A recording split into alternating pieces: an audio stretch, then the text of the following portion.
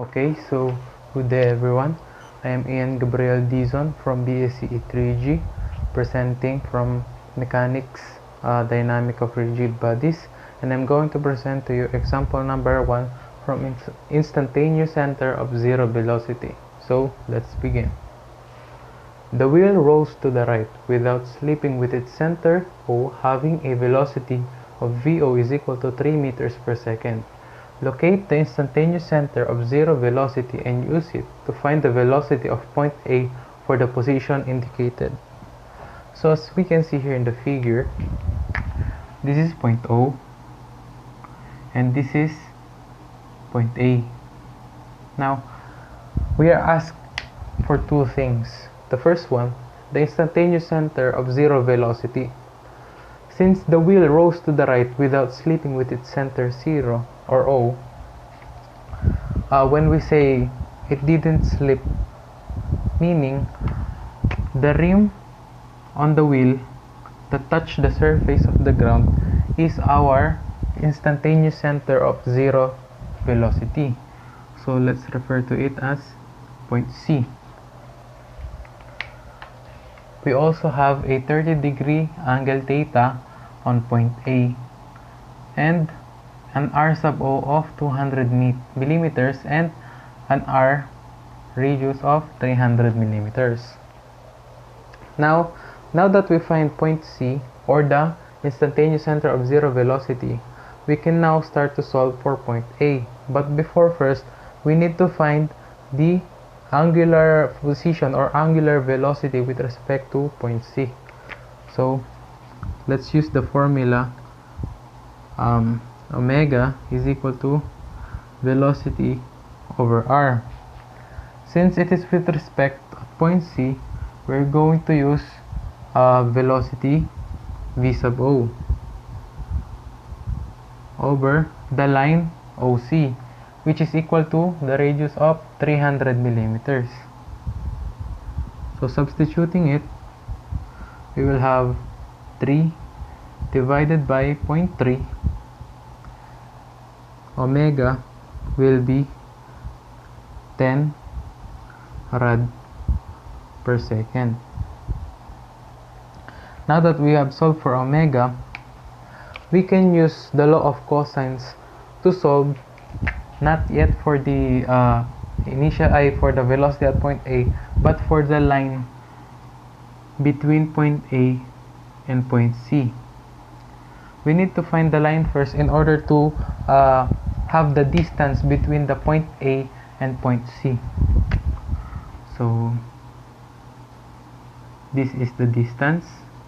Using law of cosines, we can identify the distance between point A and point C. So let's use the formula. Line AC squared is equal to the distance, the radius 0.3 squared plus r sub O 0.2 squared minus 2 multiplied by 0.3 radius multiplied by r sub O 0.2 cosine 120 degrees. So you may be asking, why is it 120 degrees?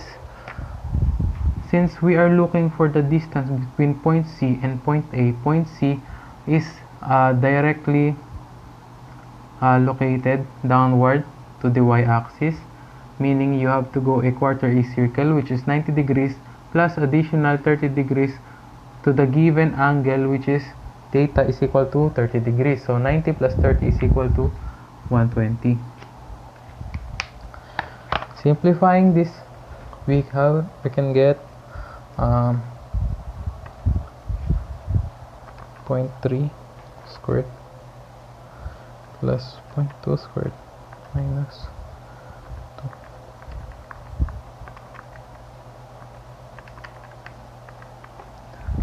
We will have 0.19.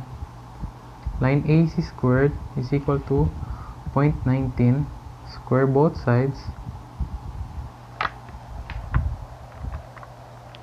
4.4358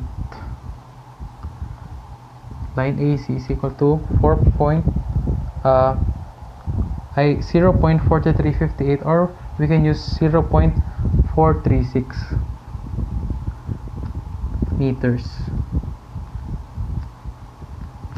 Now that we have solved for line AC, we can now solve for the velocity at point A. So the formula that we are going to use is this. We just need to cross multiply. By cross multiplying this formula, we will get V is equal to omega multiplied by radius. Since we are looking for V sub A, substitute V sub A is equal to omega. We have solved the omega, which is 10 rad per second. So 10 multiplied by the radius, as I have told earlier, since we are locating the instantaneous center of zero velocity and use it to find the velocity of point A, we need to find the distance between point A and point C, and that is the purpose of using cosine law to find the line between A and C. So what we get is 0.436. Solving, our velocity at point A is equal to 10 times 0.436 is equal to 4.36 meters per second. That is our final answer. And take note, the velocity at point A is perpendicular to the line AC. So if this is the line AC, we can illustrate that this is velocity at point A. And that is our final answer.